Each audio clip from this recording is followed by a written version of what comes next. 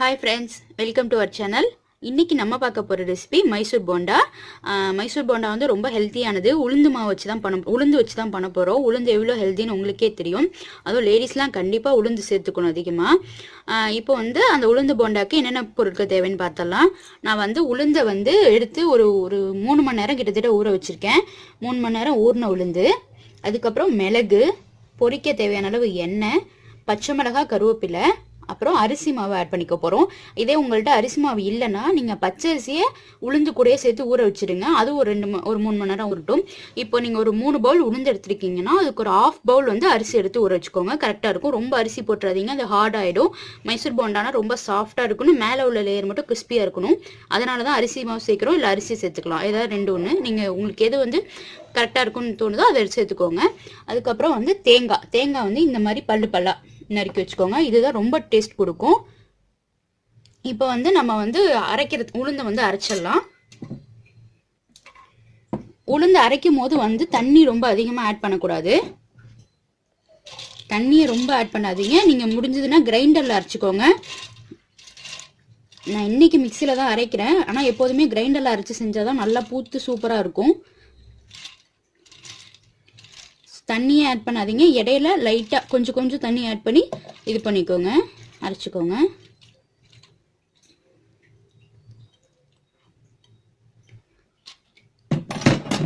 இதை நான் அரைச்சிட்டு எந்த பதத்தில் இருக்கணும்னு காமிக்கிறேன்.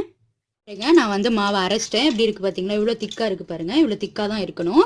இப்போ நம்ம வந்து இதை லைட்டாக இப்படி பீட் பண்ணிக்கலாம். கரண்டியாலே நல்லா இப்படி பண்ணுங்கள், அப்போ தான் நல்லா ஃப்ளஃபியாக வரும்.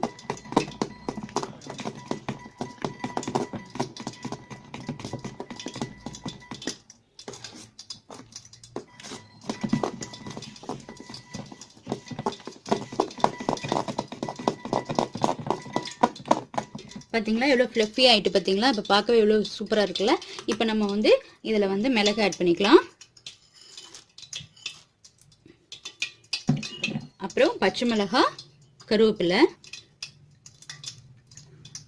ஸோ பச்சை மிளகாய் குழந்தைங்க சாப்பிட்றாங்கன்னா நீங்கள் பச்சை மிளகாய் அவாய்ட் பண்ணிவிட்டு வெறுமனே மிளகு மட்டும் சேர்த்துக்கிட்டா போதும்.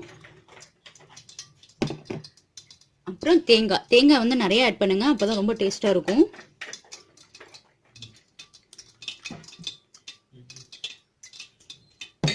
அப்புறம் நான் வந்து அரிசி மாவு வந்து இதால் ஒரு 2 பவுல் அளவுக்கு உளுந்து ஊற வச்சுருக்கேன். ஸோ நான் இதில் வந்து ஒரு 2 டேபிள் ஸ்பூன் அளவுக்கு மட்டும் நான் அரிசி மாவு சேர்த்துக்கிறேன்.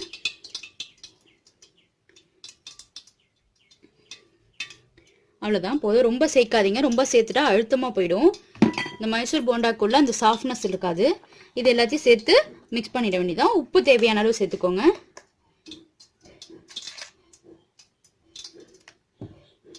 மிக்ஸ் பண்ணிவிட்டு காமிக்கிறேன்.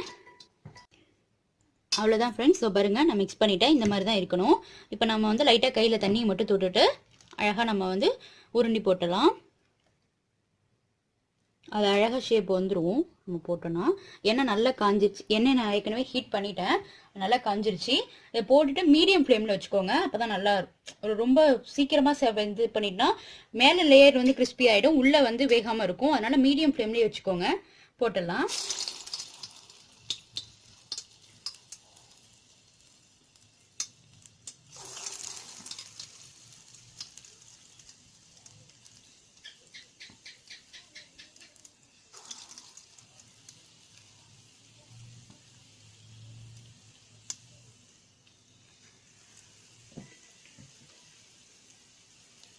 இதை வந்து குழந்தைங்க இது வந்து எண்ணெயில் ஃப்ரை பண்ணுறோம், அதனால் ஹெல்த்தி இல்லை தான். ஆனால் வந்து குழந்தைங்க உளுந்தெல்லாம் நம்ம இப்போ களியாலாம் செஞ்சு கொடுத்தோன்னா சாப்பிட மாட்டாங்க. ஸோ ஏதோ ஒரு வகையில் அவங்களுக்கு போகணும்னா இந்த மாதிரி நீங்கள் உளுந்து செஞ்சு கொடுங்க, உளுந்து போண்டாவாக செஞ்சு கொடுங்க, அவங்க சாப்பிட்ருவாங்க. இது கூட தேங்காய் சட்னி வச்சு சாப்பிட்டா சூப்பராக இருக்கும். நம்ம மற்ற பகோடா அந்த மாதிரி பண்ணுறதுக்கு இந்த மாதிரி வந்து இந்த போண்டாவை செஞ்சு கொடுங்க, ஹெல்த்தியாக இருக்கும். அரைக்கிறது தான் ரொம்ப முக்கியம் இதில். அதை அரைக்கிறத பொறுத்து தான் இருக்குது. உள்ளே சாஃப்டாகவும் வெளில கிறிஸ்பியாக வர்றது. ரொம்ப தண்ணி ஊற்றிட்டீங்க அப்படின்னு சொன்னால் அப்படியே எண்ணெயை உரியும். அதனால் தண்ணியை ஊற்றாமல் அரைச்சிக்கோங்க. கிரைண்டரில் அரைச்சிங்கன்னா ரொம்ப நல்லது. இது சில பேர் வந்து கடலைப்பருப்பை சேர்த்து செய்வாங்க. கடலைப்பருப்பு சேர்த்தா அந்த சாஃப்ட்னஸ் இருக்காது. அரிசி அதனால தான் நான் வந்து அரிசி வந்து கொஞ்சமாக சேர்த்துக்க சொல்கிறேன். அரிசி சேர்த்திங்கன்னா அந்த உளுந்தோட சாஃப்ட்னஸ் போகாமல் அப்படியே இருக்கும். இதை வேகட்டும். இது அப்படியே ஒரு 3 நிமிஷம் மீடியம் ஃப்ளேம்லேயே இருக்கட்டும். இப்போ பாருங்கள் லைட்டாக இதாகிடுச்சு. இதை வந்து போண்டாங்கிறதுனால நம்ம அப்பப்போ அப்படி சுற்றி சுற்றி விட்டால் தான் வந்து ஈவனாக எல்லா பக்கமுமே ரோஸ்ட் ஆகும். ஸோ அதனால் இப்படி சுற்றி சுற்றி விட்டுக்கோங்க, இல்லைனா ஒரு பக்கம் மட்டும் செவரும். போட்டோன்னே கை வைக்காதீங்க, ஒரு 3 மினிட்ஸ் கிட்டத்தட்ட அப்படியே விட்டுருங்க. அதுக்கப்புறம் இப்படி சுற்றி விடுங்க. எவ்வளோ நான் குட்டியாக தான் போட்டேன், ஆனால் இது எப்படி ஃப்ளஃபியாக நல்லா இருக்குது பாருங்கள், எவ்வளோ பெருசாகிடுச்சு பாருங்கள். இதுவே வந்து குழந்தைங்களுக்கு வந்து இந்த மாதிரி கொடுக்கறது போல குட்டி குட்டியாக நீங்கள் குட்டி குட்டி பால்ஸாக போட்டு கொடுத்தீங்கன்னா அவங்க விரும்பி சாப்பிடுவாங்க. பெரியவங்க சாப்பிட்றதா இருந்தால் இந்த மாதிரி கொடுங்க. இந்த எண்ணெயோட சத்தமும் அடங்கிடுச்சு. இந்த கலர் பாருங்க சூப்பராக இருக்குல்ல. இந்த மாதிரி வந்தோன்னு எடுத்துடுங்க. ரொம்ப செவக்கணும்னு கிடையாது, இந்த அளவுக்கு செவந்தா போதும். நம்ம எடுத்துடலாம்.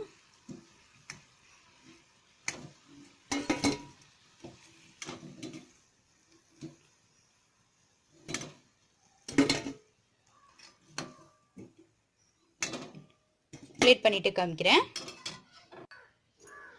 அவ்வளோதான் ஃப்ரெண்ட்ஸ், நான் இன்றைக்கி இந்த போண்டாவுக்கு தேங்காய் சட்னி சைடிஷாக வச்சுருக்கேன். தேங்காய் சட்னி வச்சு செஞ்சு பாருங்கள், ரொம்ப சூப்பராக இருக்கும். இந்த போண்டா செஞ்சு பார்த்துட்டு உங்களுக்கு பிடிச்சிருந்தா என் சேனல் லைக் பண்ணுங்கள், கமெண்ட் பண்ணுங்கள் அண்ட் சப்ஸ்கிரைப் பண்ணுங்கள். Thank you friends.